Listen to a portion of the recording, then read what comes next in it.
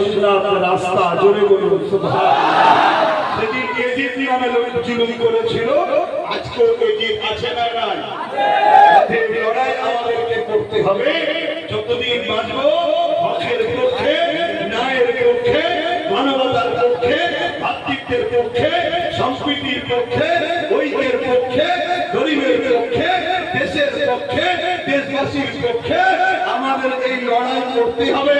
এটা শুধু রাজনীতি নয়, এটা আমার ধর্মের কাজ। শুরু বলুন সুবহানাল্লাহ। জালিমের খবর কি? জালিম কোথায় গেল? আরে জালিম তো শুধু দুনিয়াতে ভালো জায়গায় আছে এখনো, যদি ওকে না তুলে নিত, ওকে ছিল অনেকে, ও বেঁচে গেছে।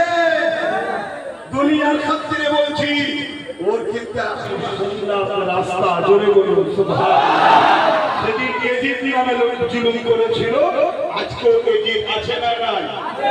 অতএব লড়াই আমাদেরকে করতে হবে। যতদিন বাঁচবো হকের পক্ষে, ন্যায়ের পক্ষে, মানবতার পক্ষে, ভাতৃত্বের পক্ষে, সম্প্রীতির পক্ষে, ঐক্যের পক্ষে, গরিবের পক্ষে, দেশের পক্ষে, দেশবাসীর পক্ষে আমাদের এই লড়াই করতে হবে। এটা শুধু রাজনীতি নয়, এটা আমার ধর্মের কাজ। শুরু বলুন সুবহানাল্লাহ। অন্য কেউ রাজনীতির রং লাগালে লাগাতে পারে, কিন্তু আমার ধর্মই শিখিয়েছে হুকুল আতান, দেশে ভালোবাসা, ইসলাম ধর্মের কাজ। শুরু বলুন সুবহানাল্লাহ। আমার নবী বলেছে দেশকে ভালোবাসো, নবী বলেছে এটা আমাদের জন্য নবীর সুন্নাত হবে। শুরু বলুন সুবহানাল্লাহ। এতিম, গরীব, দুঃখী, মুসলিম, অমুসলিম, যে কোনো ধর্মের মানুষকে ভালোবাসা, এটা আমার ধর্মের কাজ। শুরু বলুন সুবহানাল্লাহ। রাজনীতি বলতে পারে, অনেক কিছু নামে ডাকতে পারে, সেটা তাদের বিষয়, ওটা আমাদের দেখার বিষয় নয়। আমরা গরিবের পক্ষে ছিলাম, আছি, থাকবো। মানবতার পক্ষে ছিলাম, আছি, থাকবো। অসহায়দের পক্ষে ছিলাম, আছি, থাকবো। আরে যা ধর্ম আমরা দেখবো না, আমরা দেখবো বাপ আদম মা হাওয়ার ছেলে, আমরা সবাই ভাই বোন। এই পৃথিবীতে প্রথম দুজন বান্দাতে ছিলেন, একজনের নাম আদম, আরেকজনের নাম হাওয়া। এই দুজনের থেকে পৃথিবীতে মানুষ তৈরি হয়েছে। সে আমেরিকা বলুন, ফ্রান্স বলুন, জাপান বলুন, ইন্দোনেশিয়া বলুন, ভারত বলুন, পৃথিবীর যে কোনো মানুষ বলুন, সবার সৃষ্টি এই দুজন মানুষ, নারী আর পুরুষ থেকে। তাই আমরা সবাই এই দিক দিয়ে মুসলিম, হিন্দু, দলিত, আদিবাসী, শিখ, পাঞ্জাবি, আমরা সবাই বাপ আদম মা হাওয়ার ছেলে মেয়ে, আমরা সবাই ভাই বোন। তাই প্রত্যেকটা অসহায় মানুষের সাথ আমরা দেবো। এই অঙ্গীকারবদ্ধ আগেও নিয়েছিলাম, আজকে আরেকবার এই ঐতিহাসিক স্মৃতি কাশ্মীরের মাঠ থেকে অঙ্গীকার করে গরিব, অসহায়, দুঃখী, মুসলিম, আদিবাসী, হিন্দু, দলিত যেই হোক, তার পাশে আমরা দাঁড়াবো। এই অঙ্গীকার আপনারা নিচ্ছেন?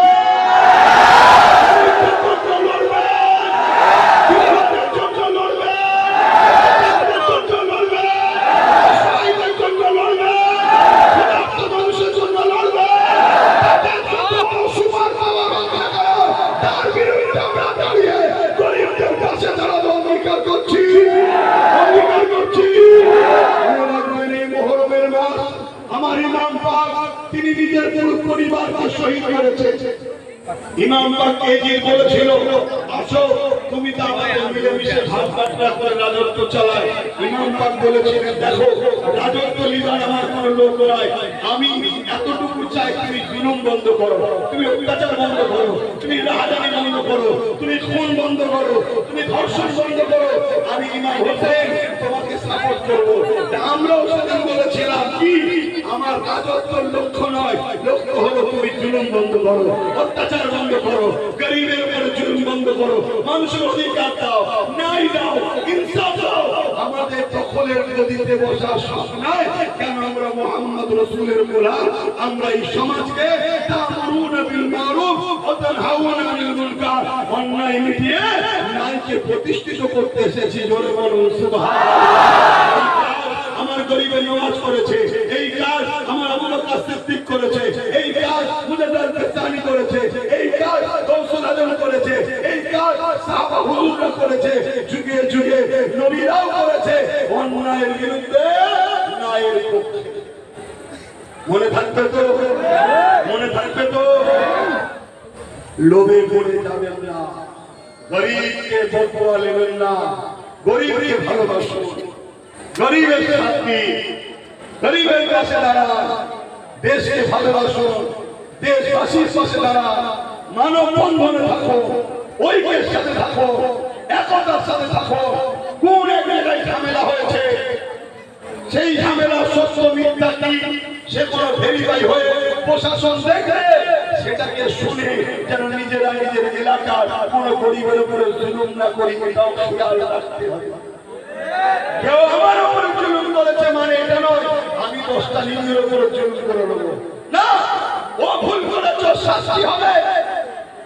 আজকে যদি শাস্তি না হয় কাল হবে, কাল যদি না হয় পরশু হবে।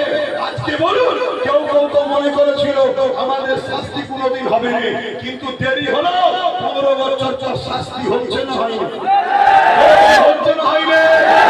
আমি এটাও আপনাদের বলি, এই শাস্তি তো বড় ছোট, এই শাস্তি সে শাস্তি নয়, হাকিকাতে শাস্তি দেরি হলো, যেটা পরকালে ময়দানে মহাশয় হবে। আল্লাহকে ভয় করবে, আল্লাহকে ভয় করে ন্যায়ের পক্ষে থাকবেন। তো যাই হোক, এই গরমের মধ্যে এইভাবে আপনারা অনেকক্ষণ ধরে এসে দাঁড়িয়ে আছেন। আমার টাইম দেওয়া ছিল 4:30, সে জায়গায় এসে নামাজ পড়ে স্টেজে আসতে 5টা বেজে গেছে। আমি প্রায় জাম পেয়েছি ঘটকপুকুর থেকে একভাবে ঘটকপুকুর থেকে গাড়ি চালানোই যায়নি, 5-10 করে ওই জন্য সময় লেগে গেছে। না হয় হয়তো 4টায় চলে আসতাম, কেন আলী সাহেব ও অনেক করে বলেছিল ওর বাড়িতে একবার যাওয়ার কথা, কেন ওর বাড়িতেই আমি দেখতে এসেছিলাম। সব আপনারা জানেন, কথা বুঝাচ্ছে। ও আমার অ্যাকচুয়ালি আহলে সুন্নাত ওয়াল জামাতের ছেলে ছিল, সংগঠনের ছেলে ছিল। সেই দেখতে আসাতে আজকে কি জুলুমের শিকার হতে হয়েছে, কিন্তু এতে আফসোস করলে হবে না। আরে আমি কোথাকারের কে? আমার হোসাইন পাক কুফায় যাচ্ছিল মেহমানের বাড়িতে, কুফায় যাচ্ছিল মেহমানের দাওয়াতে, কারবালায় তাকে এদিকে জুলুম করেছে না করেনি? তাহলে আপনি হুসাইনি দাবি করবেন আর আপনার উপরে জুলুম হবে, মন খারাপ করলে হবে না। ধৈর্য ধরে আল্লাহর উপরে ভরসা করে মজবুত হয়ে থাকতে হবে। আজকে ধৈর্য ধরে আল্লাহর উপরে ভরসা করে মজবুত হয়েছিল। 6 বছর হয়তো সময় লেগেছে, কিন্তু আজকে এসে পৌঁছেছি না পৌঁছাইনি। সেই জালিম কোথায়? জালিমের খবর কি? জালিম কোথায় গেল? আরে জালিম তো শুধু দুনিয়াতে ভালো জায়গায় আছে এখনো, যদি ওকে না তুলে নিত, ওকে খুঁজছিল অনেকে, ও বেঁচে গেছে। দুনিয়ার খাতিরে বলছি, ওর কিন্তু এখনো হাকিকাতে বিচার হয়নি। ওর বিচার আল্লাহ দেখালে দেখবেন আপনারা। কেন রোজার মাসে মানুষের ইফতারে লাথি মেরেছে, মায়ের পেটে সন্তান ছিল, সে মায়ের পেটে লাথি মেরেছে। ওর বিচার এখনো কিছু হয়নি। ওর বিচার দুনিয়ার কোন হুকুমত করতে পারবে না। ওর বিচার সেই মহান সৃষ্টিকর্তা রব্বুল আলামিন যখন করবে, সেটা দেখবে তোমরা। যাই হোক, বলে যাচ্ছি আপনারা ধৈর্য ধরবেন, সবর করবেন, ইনশাআল্লাহ একটা দিন আমাদেরকে আল্লাহ সাহায্য করবেন, আরো আরো সাহায্য করবেন। এ তো সবে দরজা খুলেছে, ইনশাআল্লাহ আগামীতে আরো সাহায্য আসবে, আরো সাহায্য আসবে। কথা বুঝছেন তো নাকি? আরো সাহায্য আসবে। কেন যেটা এসেছে ওটা বড় মনে করছে, বেশি দিন নয়, বেশি দিন নয়। যাই হোক, একটু যদি ধৈর্য ধরতে পারো আর ঠিকভাবে যদি চলতে পারো, ফলো যদি করো, যেভাবে গাইডলাইন দেবো যদি মানো, আগামী দিন তো আমাদের সময় আসছে, ওই তো আমাদের সময় আসছে।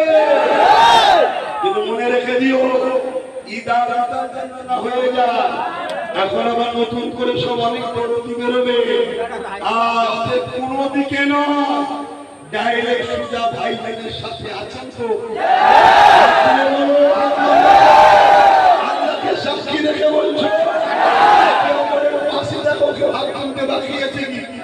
যদি বাকি থাকে ঝগড়া নয়, শুধু চিনে নাও আমাদের, তাই তো নাকি?